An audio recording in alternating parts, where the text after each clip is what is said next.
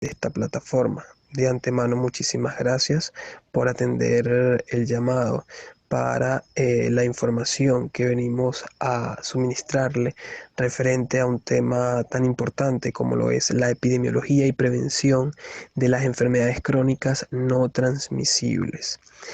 En esta primera lámina le queremos ampliar un poco más el conocimiento referente al concepto de las enfermedades crónicas no transmisibles.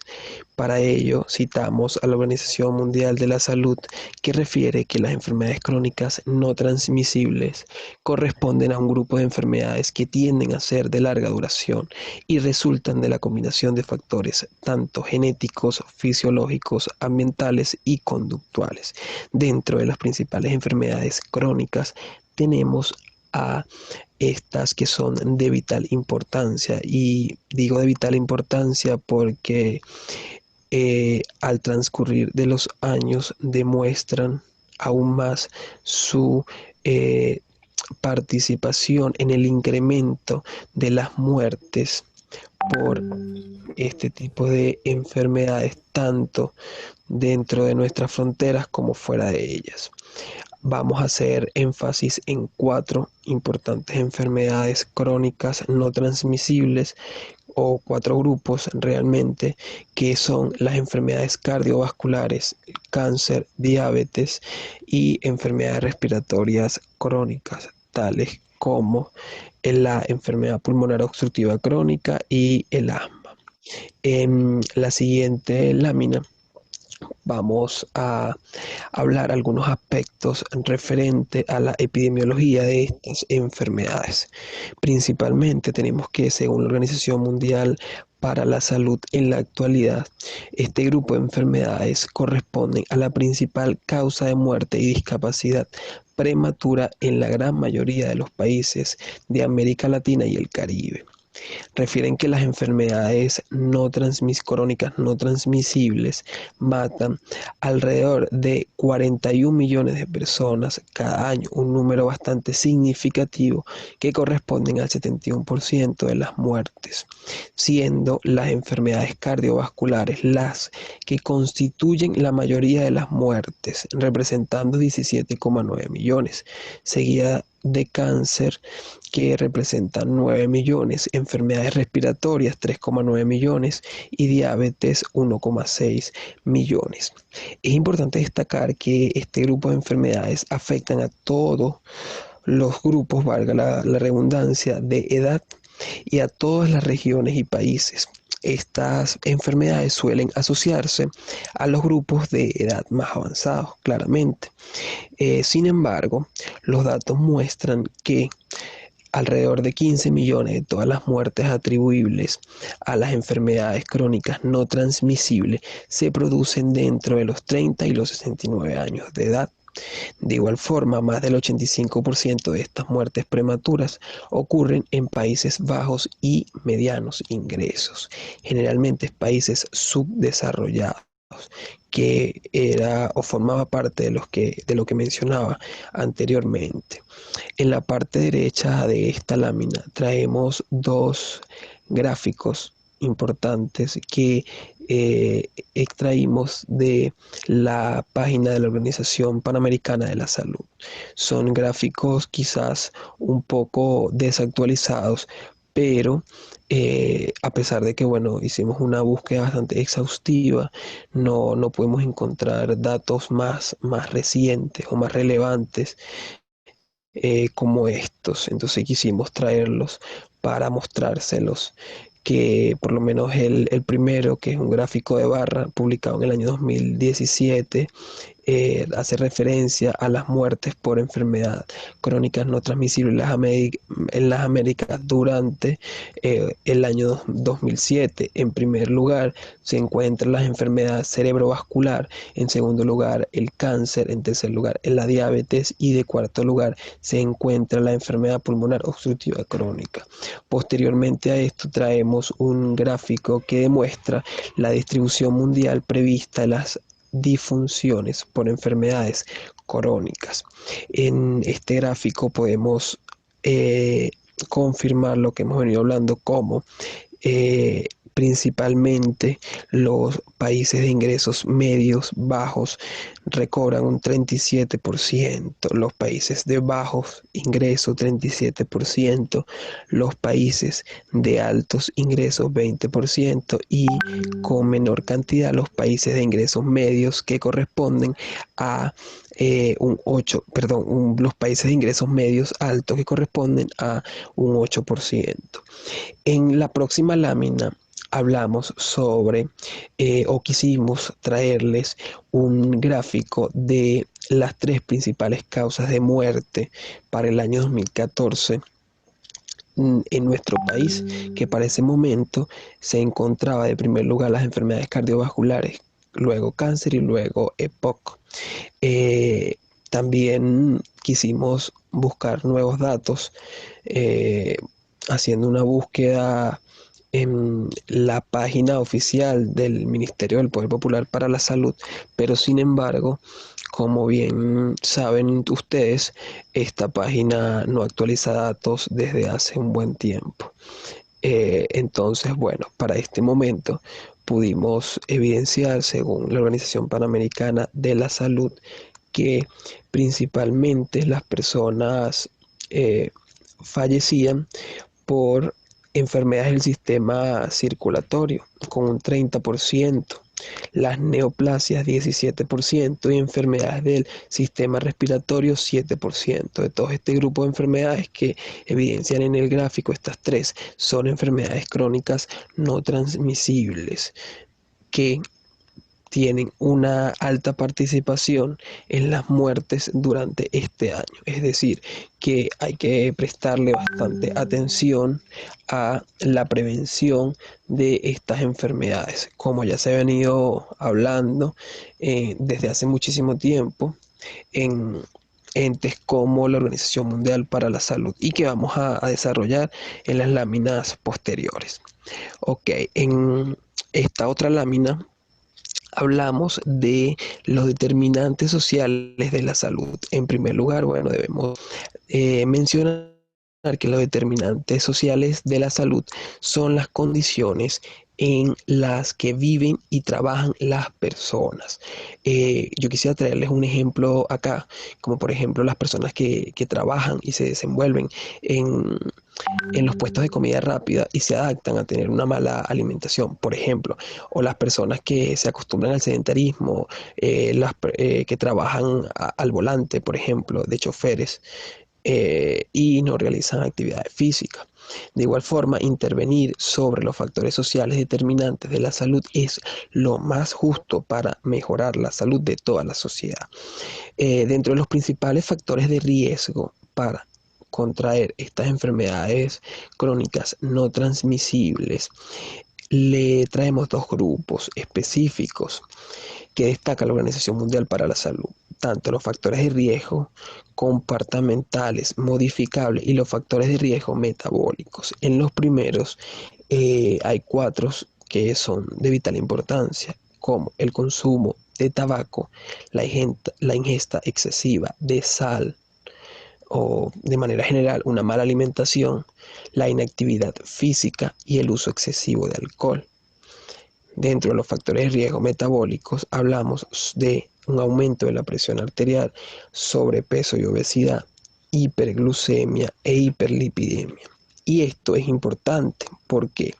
Porque estas enfermedades se ven favorecidas por factores tales como la urbanización rápida y no planificada, además de la mundialización de modos de vida poco saludables. Las dietas más sanas y la inactividad física pueden manifestarse en forma de presión arterial elevada, que es lo que estaba mencionando, hiperglucemia, hiperlipidemia y obesidad. Entonces hay que prestarle muchísima atención a este tema. En la próxima lámina podemos evidenciar, o le quisimos traer una relación que existe entre factores de riesgos y principales enfermedades crónicas no transmisibles. Un gráfico que nos pareció bastante enriquecedor y queremos compartirlos con ustedes. Aquí en el lado izquierdo tenemos los factores de riesgo como la alimentación inadecuada, el sedentarismo, obesidad, tabaco, alcohol, presión arterial alta, glucemia elevada, o sea, hiperglucemia y el colesterol elevado. En el primero, la alimentación inadecuada, podemos ver que tiene un mayor énfasis en cáncer y enfermedad pulmonar obstructiva crónica. El sedentarismo de igual manera en las 4, obesidad en las 4, tabaco en las 4, alcohol en la enfermedad cardiovascular y en el cáncer.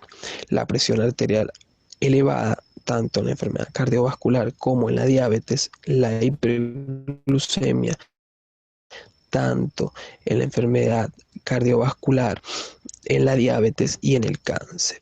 Y el colesterol elevado igual al anterior, enfermedad cardiovascular, diabetes y cáncer. En esta otra lámina queremos plantearle la importancia de la prevención y respuesta que se planteó, mejor dicho, o se trazó la Organización Mundial para la Salud. Ellos se plantearon, valga la redundancia, estos puntos: que existen datos probatorios suficientes de que las enfermedades crónicas no transmisibles se pueden prevenir y controlar mediante cambios en el estilo de vida, políticas públicas e intervenciones de salud. De igual forma, las intervenciones esenciales de gran impacto contra las enfermedades no transmisibles pueden llevarse a cabo en la atención primaria para reforzar su detección temprana y el tratamiento a tiempo, bastante importante. Si no se presta más atención a la prevención, se ha estimado que un dato bastante importante, ¿ok? Para el año 2030, el infarto agudo del miocardio, los accidentes cerebrovasculares y la diabetes serán responsables de 4 muertes de cada 10 en adultos en promedio de 35 y 64 años de edad en los países en desarrollo y de 8 muertes de cada 10 en Estados Unidos y otros países desarrollados. De acuerdo a esto y al fin de prestar apoyo a los refuerzos de los países, la Organización Mundial elaboró el Plan de Acción Mundial para la Prevención y Control de las Enfermedades No Transmisibles durante un periodo de 2020.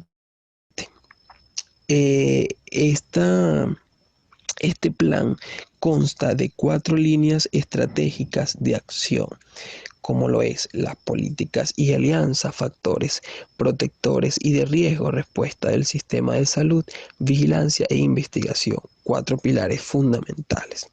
De acuerdo a esto, en esta próxima lámina podemos evidenciar que la meta que se trazó, perdón, la Organización Mundial para la Salud, este consenso global para el año 2030, donde tienen como principal objetivo reducir las muertes prematuras por enfermedad crónica no transmisible en un 33%. Cuando vemos el daño y la significancia que tiene estos números de muertes a causa de enfermedades crónicas no transmisibles, es un porcentaje bastante importante y que sería de vital importancia que esto sucediera de esa forma.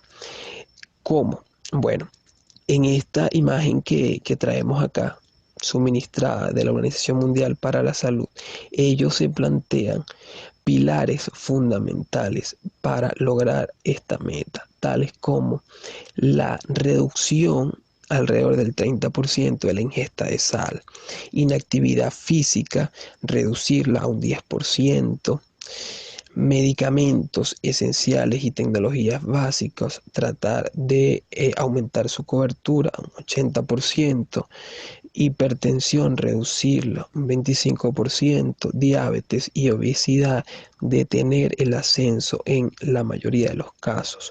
Consumo nocivo de alcohol, reducirlo en un 10%. El consumo de tabaco de igual forma, reducirlo a de un 30%.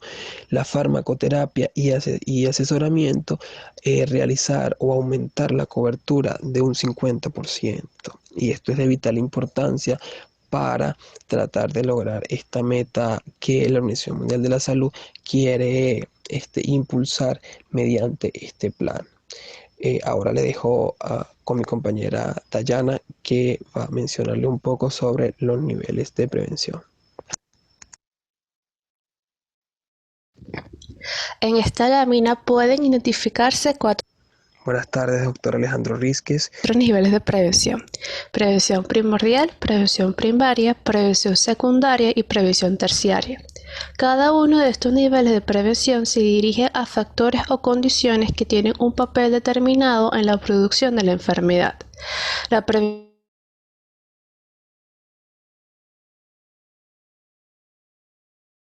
mientras que la prevención secundaria y terciaria se enfocan generalmente a quienes ya muestran signos de enfermedad. Comenzando con la prevención primordial, tenemos que es la prevención más recientemente reconocida gracias al desarrollo de la epidemiología de las enfermedades cardiovasculares. Su objetivo, como se demuestra en la lámina, es evitar el surgimiento y la consolidación de patrones de vida social, económica y cultural de los que se sabe positivamente que contribuyen a elevar el riesgo de la enfermedad. Para poder evitar el surgimiento de los factores de riesgo, es necesario que todos los países prevengan la difusión de estilos de vida y patrones de consumo insanos. Por lo tanto, la prevención primordial de enfermedades crónicas debe incluir políticas nacionales y programas de nutrición. Tales programas han de implicar al sector agrícola, la industria de la alimentación y el sector de importación-exportación de alimentos. Los países necesitan también programas para promover la actividad física habitual y así poder disminuir o reducir la inactividad física, el cual es una de las metas propuestas por la Organización Mundial de la Salud. El ejemplo del consumo de tabaco indica que el compromiso político del gobierno nacional es clave para que la prevención primordial sea efectiva, ya que hay pruebas sólidas de que el consumo del tabaco puede reducirse mediante políticas fiscales y aumentos de precio.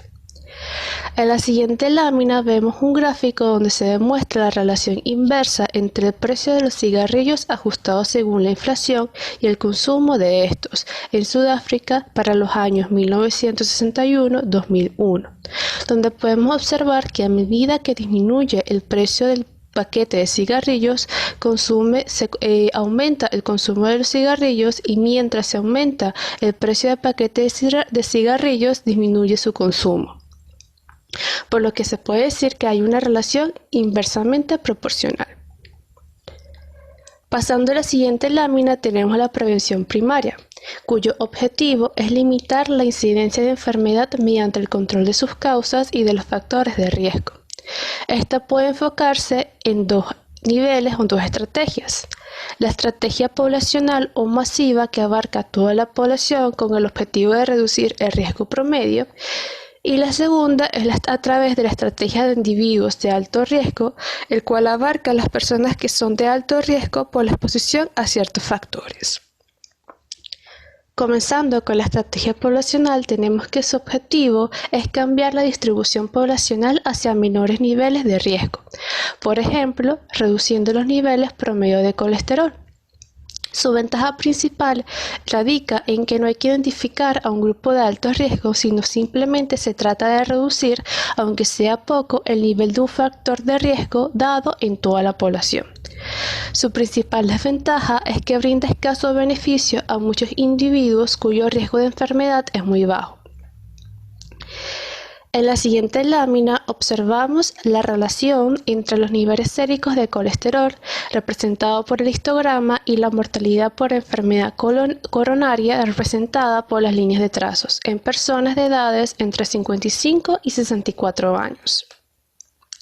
vemos que existe una relación no simétrica. Los valores más frecuentes están hacia la izquierda y solo una pequeña minoría de la población tiene una colesterolemia de más de 8 milimoles por litro, lo que implica un riesgo muy alto de cardiopatía isquémica. La mayoría de las muertes atribuibles a esta enfermedad se producen con niveles medios de colesterol, en los que se encuentra la mayor parte de la población. En este caso, la prevención primaria implicaría cambios que reduzcan el riesgo medio de la totalidad de la población, desplazando toda la distribución hacia un nivel inferior. Pasando a la siguiente lámina, tenemos la estrategia enfocada en los individuos de alto riesgo, cuyo objetivo es enfocar la prevención a los individuos cuyo riesgo excede un determinado umbral arbitrariamente elegido, intentando que los niveles de colesterolemia se reduzcan en estos individuos. Proteger a los individuos susceptibles son más eficientes para las personas que tienen mayor riesgo de sufrir una determinada enfermedad. No obstante, estas personas pueden contribuir en escasa medida a la carga global de enfermedad en la población.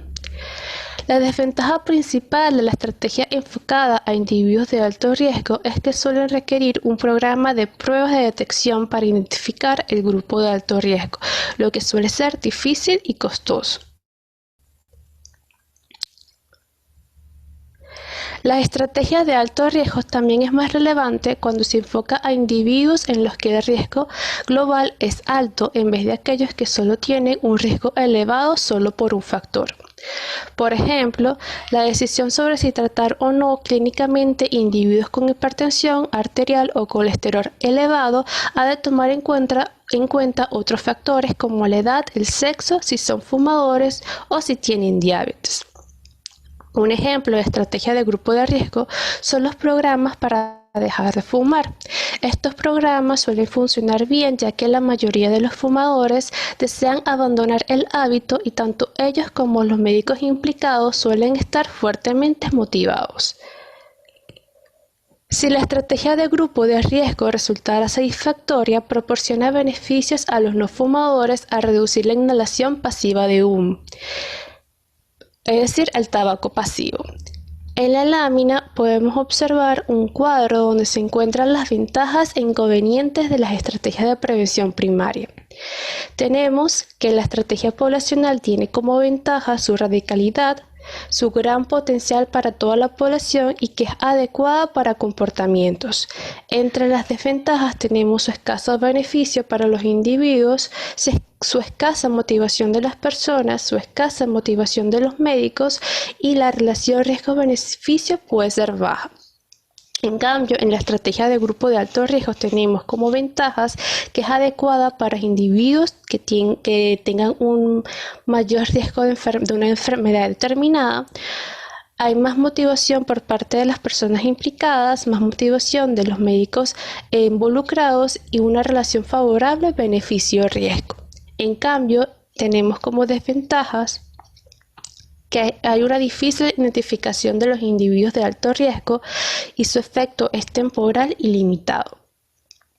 En la siguiente lámina tenemos un ejemplo de enfoques preventivos posibles en la diabetes y en la obesidad, donde podemos tener dos enfoques, un enfoque poblacional y un enfoque de alto riesgo. En el enfoque poblacional tenemos que sus objetivos son programas para reducir ligeramente el riesgo en toda la población, por ejemplo, mediante una pequeña disminución del índice de masa corporal en toda la comunidad. En las técnicas utilizadas serían cambio por medio de cambio ambiental, es decir, legislación, política general, políticas de precios o por modificaciones en el estilo de vida, ya sea mediante mercadeo social o mediante los medios de comunicación, cuyo efecto sería mejorar los patrones de conducta en toda la población causada en parte por las elecciones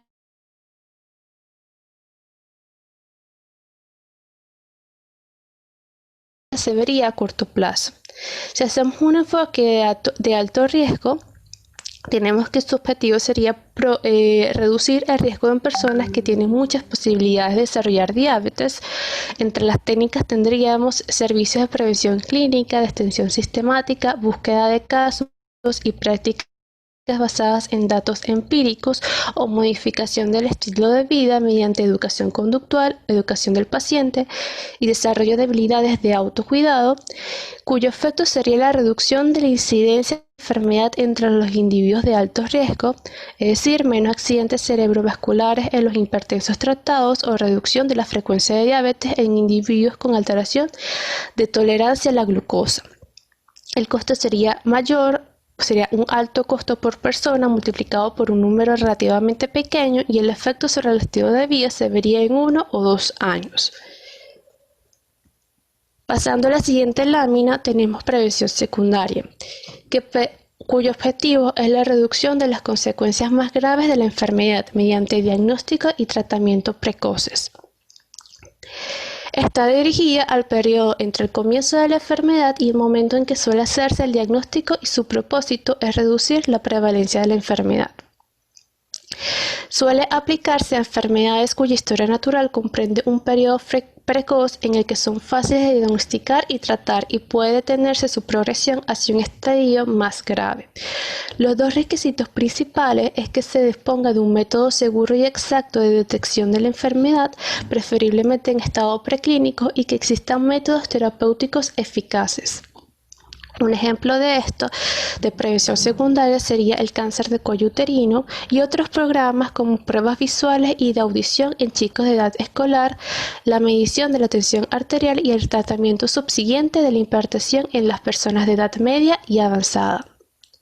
Por último, tenemos la prevención terciaria, cuyo objetivo sería reducir el progreso o las complicaciones de una enfermedad ya establecida y es un aspecto importante de la terapéutica y de la medida de rehabilitación.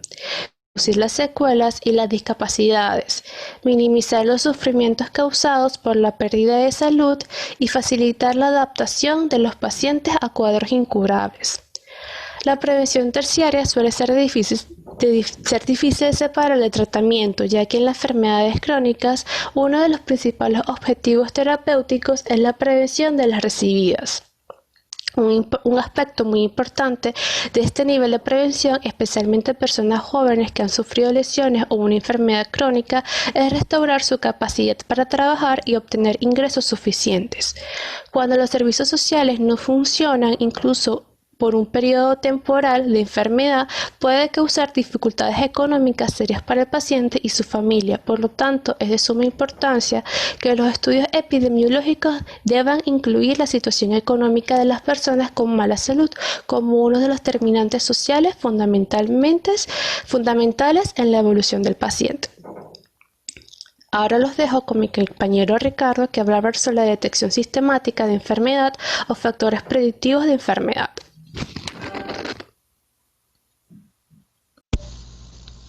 Ok, continuando con nuestra exposición, ahora hablaremos un poco sobre la detección sistemática. Entonces, ¿qué es la detección sistemática? La detección sistemática no es nada más y nada menos que la aplicación de un conjunto de pruebas rápidas y a gran escala sobre una población determinada para poner de manifiesto enfermedades en personas que se encuentran aparentemente sanas. Estas pruebas de detección sistemática generalmente no nos proporcionan un diagnóstico definitivo. Simplemente nos indican la presencia de un factor de riesgo determinado y normalmente requieren estudios ulteriores y a veces un tratamiento. Son una excelente herramienta para las prevenciones secundarias y para la prevención precoz y para el inicio de un tratamiento per se. Pasando a la siguiente lámina, hablaremos un poco sobre los tipos de pruebas de detección sistemática, dentro de las cuales se resaltan la detección sistemática masiva, múltiple, dirigida y de oportunidad. Ok, la detección sistemática masiva es aquella que implica la aplicación de pruebas a toda una población en general para evaluar o descartar una enfermedad per se, como por ejemplo las que nosotros realizamos para el descarte de VIH o las que actualmente se están realizando para el COVID-19. Las detecciones sistemáticas múltiples o multifásicas es aquella que implica el uso de diversas pruebas de detección en la misma ocasión, mientras que población en específico que se puedan encontrar expuestos a un conjunto de factores de riesgo. Un ejemplo receptable es aquellos trabajadores que laboran en las industrias del plomo, del carbono o del acerrín. Y las detecciones sistemáticas de oportunidad son aquellas que podemos utilizarlo en nuestros consultorios, ya que nos permiten detectar un conjunto de enfermedades en un paciente que puede venir a hacerse una evaluación por otro motivo. Bien, continuando con nuestra exposición, en la siguiente lámina hablaremos un poco sobre los criterios de las pruebas de detección sistemática y principalmente los criterios que ha de cumplir un programa de detección sistemática para que se pueda poner en marcha van a depender de las características de la enfermedad, del tratamiento y de la prueba de detección en sí. Sobre todo, debe tratarse de enfermedades que puedan llegar a ser muy graves si no se diagnostican precozmente. Entonces, en el siguiente cuadro tendremos un conjunto de criterios que utilizaremos para evaluar un programa de detección sistemática. Y es que en este mismo cuadro podemos organizarlo de la siguiente manera. En enfermedades, ya que en esta debemos tener un amplio conocimiento de la misma, tener un conocimiento de la historia natural de la enfermedad y de su prevalencia. Y debemos también conocer el periodo a lo largo entre que se presenta el primer signo y la enfermedad se manifiesta. También podemos evaluar lo que tendría que ver con nuestra prueba diagnóstica, lo cual debe cumplir un conjunto de criterios, y es que se debe ser sensible, específica, sencilla, barata, segura, aceptable y fiable principalmente. Y por último, también vamos a valorar un poco lo que tendría que ver con nuestro diagnóstico y tratamiento, que van a depender mucho de lo que tendría que ser las instalaciones, de que debemos tener un conjunto de instalaciones adecuadas para poder realizar estas pruebas diagnósticas y que también debe existir, debemos tener o contar con un tratamiento efectivo, aceptable y seguro, el cual podemos brindarle al paciente que esté atendiendo en cuestión. Bien, continuando a la siguiente lámina, tendremos los siguientes 3 puntos de suma importancia. Lo que tendría que ser el costo, el periodo de ventaja y el sesgo de duración. Cuando hablamos del costo, hablamos de una cosa muy sencilla, y es que el costo de un programa de detección sistemática ha de valorarse en función al número de casos detectados y las consecuencias de no llevarse a cabo esta detección. Es decir, que si este programa no es realizado, puede haber una diseminación de esta enfermedad, no solo en esta población que estamos tratando o que se quería tratar, sino en las diversas poblaciones que se encuentran alrededor de la misma. En cuestiones de costo, el precio o el valor del programa de detección sistemática, ya que si el instituto o el ente gubernamental no posee el recurso para poder costear dicho programa, este programa prácticamente se echa a un lado porque no hay el recurso suficiente para poder realizarlo, y realizarlo así a simple vista sin ningún tipo de recurso, bueno, es como decir realizarlo a medias o no hacerlo, porque los resultados o lo que se está buscando no cumplirían el fin que se quiere realizar con el programa en sí. El periodo de ventaja, pasando al siguiente punto, que sería nuestro periodo de ventaja. En el periodo de ventaja lo vamos a definir de la siguiente manera: va a ser aquel intervalo entre el momento en que la enfermedad puede reconocerse por primera vez mediante una prueba de detección y el momento en que suele diagnosticarse el paciente que ya presenta los síntomas. Durante estos periodos de ventaja, nosotros buscamos a que sean preferiblemente prolongados para poder tener un mejor manejo de la enfermedad y aplicar mejor los tratamientos. Mientras que si son periodos de ventaja sumamente cortos, estos nos dicen algo muy puntual, y es que esta enfermedad es rápidamente progresiva y que es poco probable que el tratamiento iniciado tras la detección sistemática sea más eficaz que el instaurado tras el diagnóstico según el procedimiento habitual.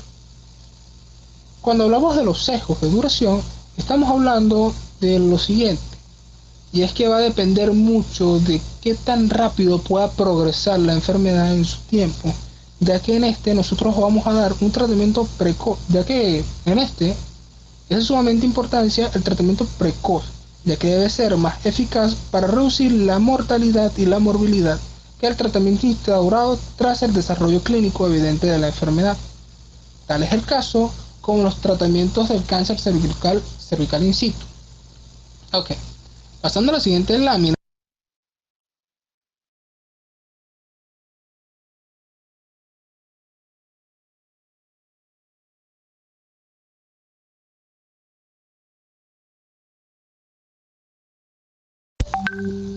Ok, en esta lámina podemos valorar el siguiente esquema, donde lo veremos de la siguiente manera. Que tenemos dos pacientes, ambos con antecedentes de cáncer, el paciente A y el paciente B. Ok, empecemos con el paciente A. Nuestro paciente A, aún teniendo este antecedente de cáncer, él prefirió jamás y nunca realizarse una prueba de detección sistemática y tiró al olvido su antecedente, como si que jamás y nunca dio a sufrir de eso. Ok, continuando con nuestra exposición, ahora hablaremos un poco sobre la detección sistemática. Entonces, ¿qué es la detección sistemática? La detección sistemática, y bueno, ok, en esta lámina podemos valorar el siguiente esquema, donde lo veremos de la siguiente manera. Que tenemos dos pacientes, ambos con antecedentes de cáncer, el paciente A y el paciente B. Ok, empecemos con el paciente A. Nuestro paciente A, aún teniendo este antecedente de cáncer, él prefirió jamás y nunca realizarse una prueba de detección sistemática y tiró al olvido su antecedente, como si que jamás y nunca dio a sufrir de eso y bueno, lo echó a un lado. Al momento de realizarse su primera valoración diagnóstica, se ha dado cuenta de que su cáncer ya se encuentra en estadios muy avanzados y estudios ulteriores, que los podemos ver en su diagnóstico clínico, nos demuestran que esta valoración es cierta. Y este mismo paciente tendría una sobrevida pasado el tratamiento y su diagnóstico de 1 año, llevándolo después a la muerte. Mientras que nuestro paciente B, aún teniendo este antecedente, él sí se realizaba las evaluaciones previas para ver si en algún momento en la evolución de su vida él podría desarrollar esta enfermedad. ¿Qué sucede? Que en este se obtuvo una detección precoz del cáncer. Pasó luego a la etapa de realizar estudios ulteriores para la valoración y el diagnóstico definitivo de este mismo cáncer. Y al tener un resultado positivo, tenemos una brecha mayor de tiempo para tratarlo y tener un tratamiento precoz. ¿Ok? Teniendo este mismo paciente una mayor sobrevida en relación a la del paciente A. En el cual, en esta sobrevida, podríamos también que aplicando los tratamientos de manera adecuada podría también curarse de su enfermedad y tal vez no conllevaría a la muerte como se conllevó en el paciente A. Bien, pasando a la siguiente lámina, hablaremos también un poco en relación con lo que tiene que ver con las pruebas de detección. Ok, como habíamos dicho anteriormente, ¿qué era lo principal de la prueba de detección? Bueno, que debía tener un bajo costo, debería ser fácil de aplicar, aceptable por parte del público, fiable y válida. En estos últimos dos puntos hago mucho énfasis, fiable y válida, ya que una prueba es fiable si se proporcionan resultados coherentes y es válida si clasifica correctamente a las personas en dos grupos, uno con la enfermedad y otro sin ella.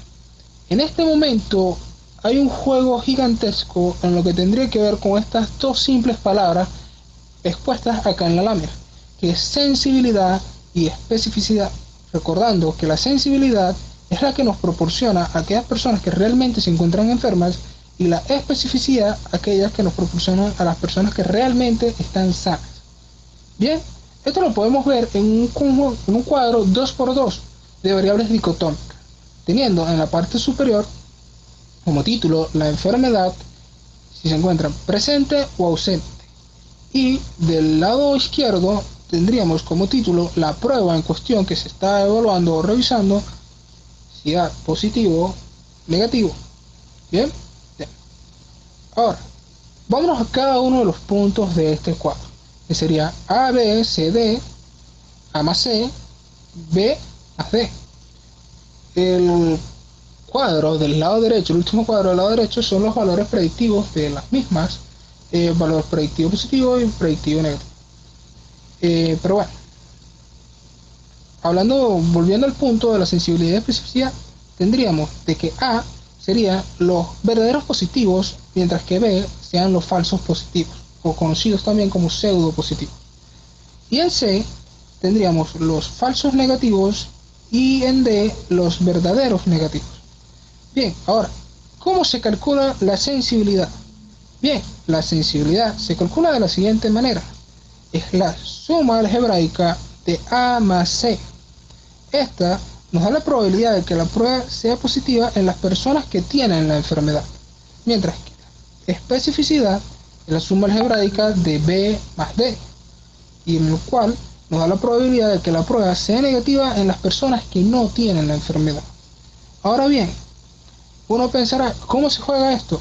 Muy sencillo, es que obviamente todos deseamos tener una prueba que sea altamente sensible y altamente específica, pero hay que buscar un equilibrio entre ambas características, ya que la mayor parte de las pruebas no son apropiadas para ambas cosas. Es decir, que debe existir un balance entre ambas variables y que se busca mediante la fijación de un límite entre lo normal y lo anormal, que en general esto puede ser arbitrario, ya va a depender de la enfermedad en cuestión que se esté evaluando o del factor en cuestión que estemos analizando. Ya que si se intenta aumentar la sensibilidad e incluir a todos los positivos verdaderos, necesariamente aumentará el número de todos los positivos falsos, es decir, se va a reducir la especificidad. Si aumentamos mucho una de estas variables, la otra va a disminuir y por ende no tendríamos una prueba que sea súper sensible, súper específica, sino es que va a depender del juego que va a existir entre ambas o del equilibrio que debe existir entre ambas. ¿Ok? Bueno, pasando a la siguiente lámina, hablaremos también un poco con lo que tiene que ver con lo siguiente, que es la historia natural de la enfermedad y el efecto sobre la salud que va a tener cada uno de estos programas de detección. Y bien, esto es algo muy sencillo. ¿Por qué?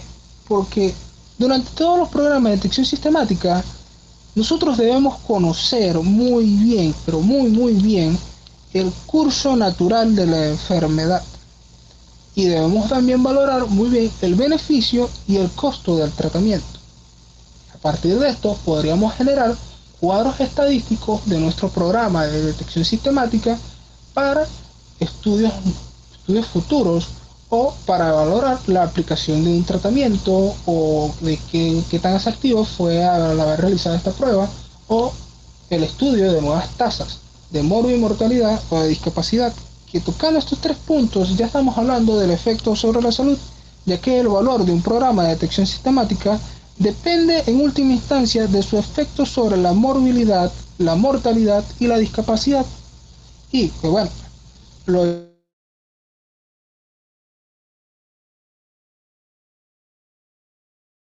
que fueron diagnosticadas a partir de los síntomas, como es probable que también existan algunas diferencias que se toman, o sea, que toman parte en los programas de detección y en los que no lo hacen, y que la mejor prueba de eficacia de los programas son los resultados de los ensayos controlados aleatorizados. Ok,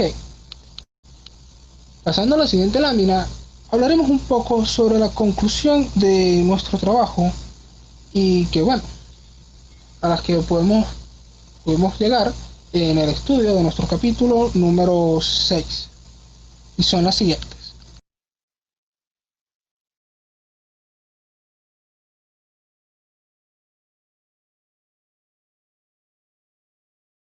Ahora, para concluir, en la siguiente lámina tendremos lo siguiente. Primero, que las enfermedades crónicas no transmisibles son actualmente problemas de salud pública que afectan a casi todos los países, siendo la primera causa de muerte y discapacidad prematura en América Latina. Otra de las conclusiones a las cuales podemos llegar durante el presente trabajo es que los factores de riesgo de las enfermedades crónicas son ampliamente conocidos, así como sus posibilidades de intervención. Otra más es que a fin de reducir el impacto de las enfermedades crónicas no transmisibles en los individuos y la sociedad, hay que aplicar un enfoque integral que haga que todos los sectores colaboren para reducir los riesgos asociados a las mismas y proveer las intervenciones que permitan prevenirlas y controlarlas. Y por último, es que la prevención y el control de estas enfermedades suelen exigir enfoques globales, siendo la prevención primaria la mejor estrategia para reforzar su detección temprana y tratamiento a tiempo.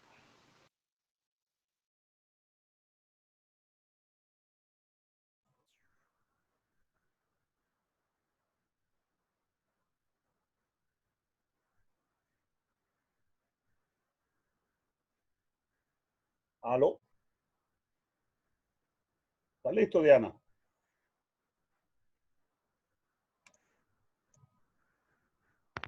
Ajá, sí, sí, ya terminó la exposición. Ok, bueno, la verdad que para hacer de notas de voz y estar ayudado por otro compañero, quedó bastante bien. Hubo solamente un pequeño problema en el paso de las láminas en un momento dado, pero la Sí. verdad es que el tema indudablemente es muy importante. También se repitió parte de un tema que habíamos hablado previamente y que ya habían presentado, que era el de pruebas diagnósticas. Recuerdo que no recuerdo exactamente cuál grupo fue, pero sí sé que ya habíamos trabajado en ese tema. Bueno, no sé si hay algún comentario o alguna pregunta, con todo gusto van a hacer ahorita.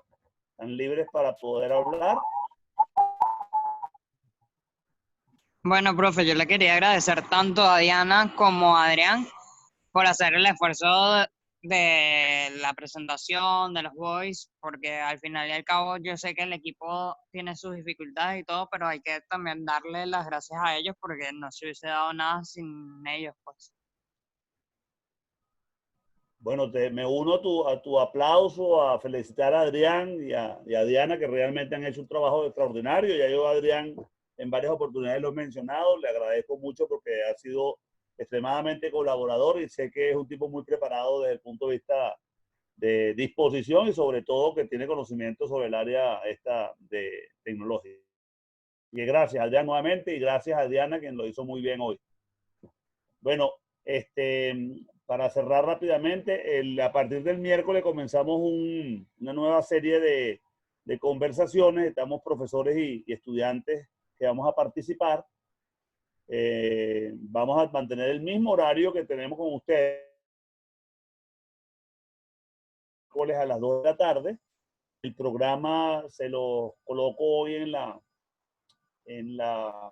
clase, en nuestro portal, en nuestra página, y por supuesto que todo el esfuerzo de la Escuela de Medicina, especialmente de nuestro departamento, varios profesores van a participar, hay muchos tópicos bien interesantes, espero que les guste, y también va a haber un tópico que es de mucha relevancia, que es uno sobre educación a distancia, las perspectivas tanto de los profesores como la perspectiva de los estudiantes.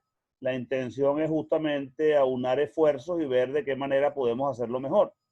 Ya estamos viendo de que la educación a distancia forma parte y va a formar parte quizás con un mayor peso en el futuro, aun cuando tengamos la posibilidad de regresar a las aulas, de regresar desde el punto de vista físico, que vamos a volver a las clases presenciales.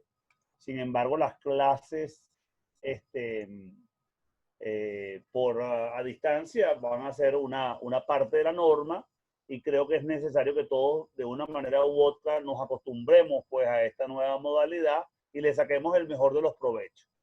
Nuestra experiencia con salud pública, con la asignatura Salud Pública 4, gracias a ustedes, lo han hecho extraordinariamente bien. Sé que muchos estudiantes le han sacado hecho que vamos a ver qué tal les va con las presentaciones que estamos guardando en el portal, en nuestro Classroom que tenemos por Google, y yo espero que realmente le saquemos el mejor provecho posible dentro de todas las limitaciones que muchos de ustedes presentan.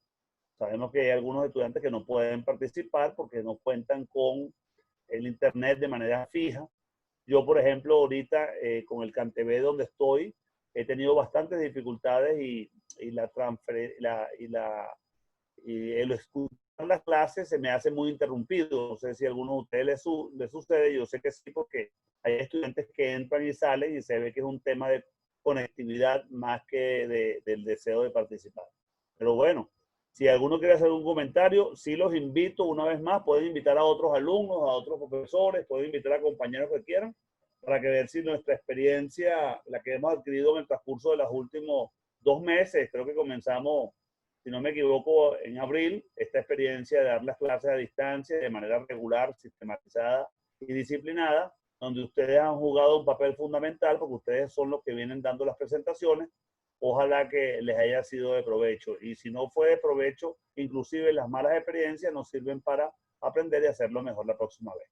Así que bueno, muchísimas gracias una vez más. Si alguno quiere hacer un comentario, si no, entonces, bueno, nos vemos el próximo miércoles. Ustedes dirán. Yo tengo una pregunta, profesor. Esas charlas que van a empezar a partir del miércoles, ya dijo que podíamos decir otras personas, pero ¿va a estar dirigida exclusivamente a cuarto año o es a todos los estudiantes de la Racetti? Es a todos los estudiantes de la Racetti. Les voy a leer rápidamente la agenda, ¿ok? La agenda es bien interesante y van a ser lo que yo llamo pinceladas. Pinceladas es lo más grande, lo más notorio, lo más importante de cada uno de los temas. Déjenme leérselos para que ustedes vean. Denme un segundo, lo estoy buscando para leer la agenda. Pero creo que sí vale la pena y he hecho un esfuerzo por tratar de convocar a los profesores quienes han participado. Varios profesores han participado de manera entusiasta y por supuesto de estudiantes que también han venido participando. Entonces, fíjense la idea. ¿Qué son las pinceladas sobre COVID-19 y la salud pública? Son mini jornadas de 45 minutos a 50 minutos con tópicos relacionados a eventos y a problemas de salud pública y por supuesto muchos de ellos relacionados a COVID. ¿Quiénes son los protagonistas? Los profesores de la Cátedra de Salud Pública y del Departamento de Medicina Preventiva y Social, al cual me honro ser su jefe. Por supuesto, los estudiantes de la Escuela Luis Racetti de la Facultad de Medicina, muchos de ustedes de la ¿cómo se llama? De la escuela, pues todos ustedes de la escuela. Luego viene cómo se harán estas participaciones. Se harán los lunes y miércoles a las 2 de la tarde durante 3 semanas hasta completar 6 sesiones. En todas las reuniones se presentará de inicio muy cortico, en menos de 3-4 minutos, las estadísticas del día y los eventos más importantes de la epidemia de COVID. Y luego las sesiones comenzarán este próximo miércoles 8 de julio a las 2 de la tarde. Arrancaremos con las estadísticas del día. Luego viene Fundamentos de la Epidemiología y COVID-19 por nuestra querida doctora epidemiólogo Blanca Márquez, quien tiene más de 35 años, 30 años de experiencia como epidemiólogo distrital. Es la epidemiólogo de la región del Valle, que incluye del Distrito Sanitario número 4, que incluye también el campus universitario. Ella es la que está encargada de la vigilancia y de proveer todos los servicios, incluyendo los de COVID. Luego viene también ese mismo día, hicimos un cambio y va a participar, ya les voy a decir, el cambio fue, iba a ser tuberculosis y COVID, no va a ser tuberculosis y COVID, va a ser, disculpen un segundo para recordar cuál era. Oye, equipos de, no, va a ser deportes y pandemia con la doctora Nubia González. Son los que nos van a acompañar ese primer día. Entonces, bueno, el programa se los envío nuevamente ahorita, se lo voy a incluir en Classroom y va a estar circulando a través de la escuela y espero que ustedes participen. Están invitados a todos los estudiantes de la escuela, profesores y amigos de la UCB que quieran participar con mucho gusto. Gracias, profe. Seguro, vale, a tu orden.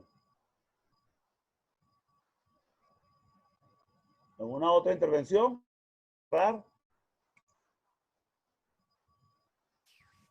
Bueno, yo creo que ya eso sería todo. Dayana manda a decir que va a montar el informe que corresponde a esta exposición tal vez hoy en la noche, mañana temprano. Entonces, para que sepan. Buenísimo, Diana. Entonces, una vez más, muchísimas gracias a todos y nos vemos el miércoles, Dios mediante. ¿Ves? Que Dios los cuide, cuídense a todos y a sus padres. Saludos, pues. Chao. Saludos, profe. Chao, gracias. Chao.